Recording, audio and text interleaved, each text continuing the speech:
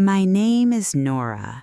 I am 24 years old, and I live in a small town with my family. My family is small. There are 4 people in our house: my mother, my father, my older sister, and me. My sister's name is Clara. She is 27 years old. Clara is beautiful, confident, and full of energy. People notice her immediately. When she walks into a room, everyone smiles. She talks easily, laughs loudly, and always knows what to say. I am very different from Clara. I am quiet. I do not talk much. I like peaceful things. I enjoy reading books, listening to soft music, and walking alone. Loud places make me uncomfortable, and large groups make me nervous. Sometimes, when I meet new people, words stay trapped inside my mouth. Our house is small and old, but warm. It has 3 bedrooms, 1 living room, and a tiny kitchen. The kitchen is my favorite place because it smells like food and safety. Every morning, my mother cooks while sunlight comes through the window. My mother's name is Maria. She works hard every day.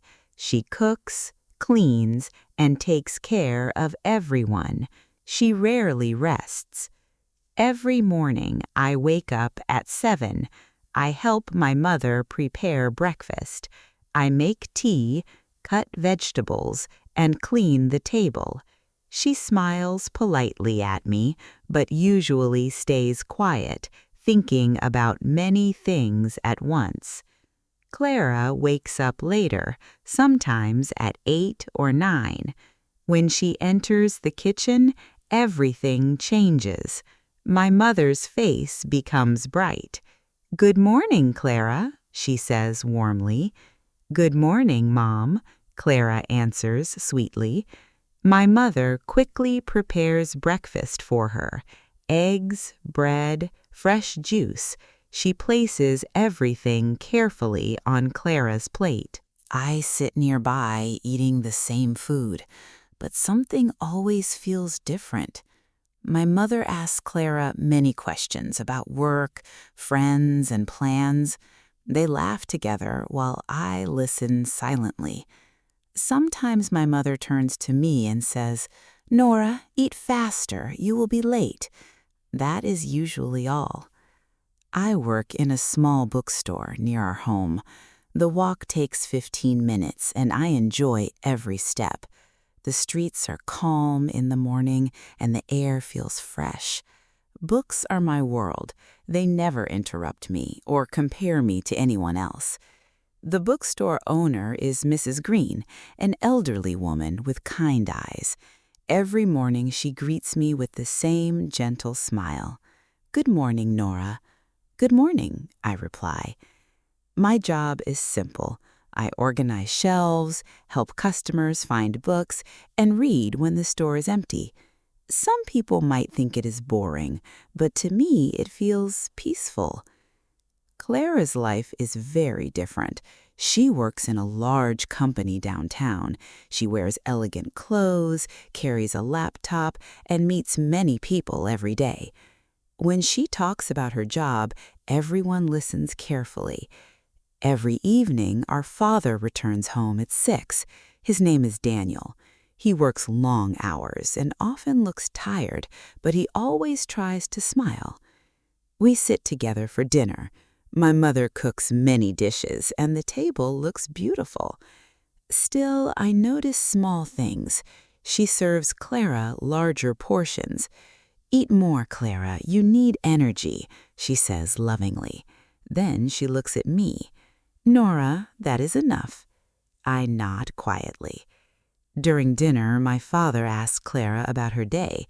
She speaks for a long time while everyone listens. I want to talk too, to share about a new novel or a kind customer, but no one asks, so I remain silent. After dinner, Clara and my mother watch television together. Their laughter fills the living room. I usually go to my room. My room is small but comfortable. A bed, a lamp, and shelves full of books. Sometimes I read for hours. Other nights I simply sit and think. I loved my mother deeply. She sacrificed so much for us. Yet a quiet sadness lived inside me. I began to feel that my mother loved Clara more. I told myself I was imagining things. Maybe I was too sensitive, but every day small moments repeated themselves. Long conversations with Clara, warm smiles for Clara, quick attention whenever Clara needed help. One evening I came home feeling sick and exhausted. "Mom, I don't feel well," I said softly. She glanced at me. "Go rest in your room." I obeyed without complaint. A few minutes later, Clara arrived. "Mom, I'm so tired today," she said dramatically. My mother hurried to her. "Sit down, Clara. I'll make tea for you." I lay in my room listening. My chest felt heavy. That night, I could not sleep. Questions filled my mind. Why did everything feel unequal? Was I imagining it? Or was my heart finally seeing the truth? The next evening, something small happened, but it changed everything. My mother brought 2 pieces of cake from the kitchen. One slice was large and decorated with cream. The other was small. She handed the big piece to Clara. "Your favorite." Then she gave me the smaller one. "This is enough for you." I forced a smile, but inside something cracked. Later, alone in my room, I whispered words I had never dared to say before. "Mom loves Clara more than me." Saying it aloud hurt, but it also felt honest. The feeling stayed with me for days. I tried to ignore it, tried to be cheerful, tried to help more. Nothing changed. One evening during dinner, courage finally rose inside me. "Mom," I said slowly, my hands shaking, "do you love Clara more than me?" The room became silent. My mother looked shocked. "What are you saying?" "I feel invisible," I continued quietly. "You talk to her more. You care about her more. I try my best, but I feel unimportant." My father and Clara stared at me. My heart pounded loudly. "That's not true," my mother said quickly. "You are overthinking. You are too sensitive." Her words felt colder than anger. Clara added gently, "Mom loves both of us." Maybe she believed that. Maybe she never noticed the difference. My father spoke carefully. "Your mother shows love differently." But those words did not heal me. Because love you cannot feel becomes difficult to believe. My mother stood up and ended the conversation. "I don't want to talk about this." And just like that, nothing changed. That night I sat alone, staring at my room. For the first time, a new thought appeared. Can I be happy somewhere else? The question frightened me. I had always lived with my family. Leaving felt impossible. Yet another feeling grew stronger, a quiet desire to breathe freely. At work the next day, Mrs. Green noticed my sadness. "You carry something heavy," she said gently. For once, I did not stay silent. I told her everything, how I felt unseen, how I tried to be enough, how I felt small. She listened carefully. "Nora, you are not small. Sometimes people do not know how to show love equally, but their limitation is not your value." Her words stayed with me all day. Maybe the problem was not me. That evening, while the sky turned orange, I stopped walking and looked up. I realized I rarely thought about my own dreams. My life had always been about pleasing others. Back in my room, I opened my laptop and searched for rooms to rent. My hands trembled. It felt scary. It also felt right. I found a small room near the bookstore, simple, affordable, quiet. The next day, I visited it. The space was tiny, with white walls and a single window, but it felt peaceful. "I like it," I told the owner. "You can move in next week," she replied. My heart raced. That evening, I told my family. "I want to move out," I said calmly. My mother frowned immediately. "Why? You have a home here." "Yes," I answered softly, "but I don't feel at home." Clara looked confused. My father asked if I was sure. "I need space," I explained. "I need to understand myself." My mother shook her head, clearly unhappy. She believed I was overreacting, but this time I did not change my mind. I packed slowly during the next days: books, clothes, my small lamp. Each item felt like a step toward independence. When the day came, my father hugged me tightly. "Take care," he said. Clara hugged me too. "Call me often." My mother stood quietly near the door. "Do what you want," she said without emotion. My heart hurt, but I walked outside anyway. For the first time, I chose myself. My first night alone felt strange. The silence was deep. No voices, no television, no footsteps. I wondered if I had made a mistake, but I remembered Mrs. Green's words, "You are not small." Slowly, I fell asleep. The next morning, sunlight filled the room. I made tea and ate breakfast alone. Instead of loneliness, I felt calm. Days turned into weeks. I built small routines: work, cooking, reading, evening walks. I even visited a nearby cafe one evening. Sitting alone in public once scared me, but now it felt freeing. I noticed something important. Outside my family home, I was not invisible. People greeted me.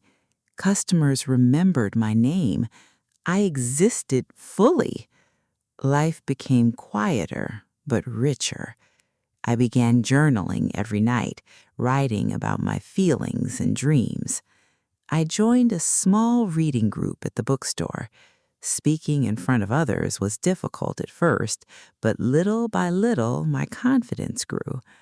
One afternoon, Mrs. Green said, "You smile more now." I realized she was right. I still loved my family, but distance helped me see myself clearly. I was not less valuable because I was quiet. My kindness, patience, and calm nature were strengths. Weeks later, my father called. "We miss you," he said gently. I felt warmth in my chest. A few days after that, Clara visited my new room. She looked around with surprise. "It's small," she said. "Yes," I laughed, "but it's mine." We talked for a long time. For the first time, I told her honestly how I had felt growing up. She listened quietly. "I never noticed," she admitted. "I'm sorry." Her words healed something inside me. One evening, there was a knock at my door. When I opened it, my mother stood there. She looked uncertain, almost shy. "She wanted to see how you are," she said. We sat together in the small room. At first, silence filled the space. Then she spoke softly. "The house feels empty without you." I listened carefully. "I did not realize you felt unloved," she continued. "Clara needed attention because she always asked for it. You were quiet, independent. I thought you were strong."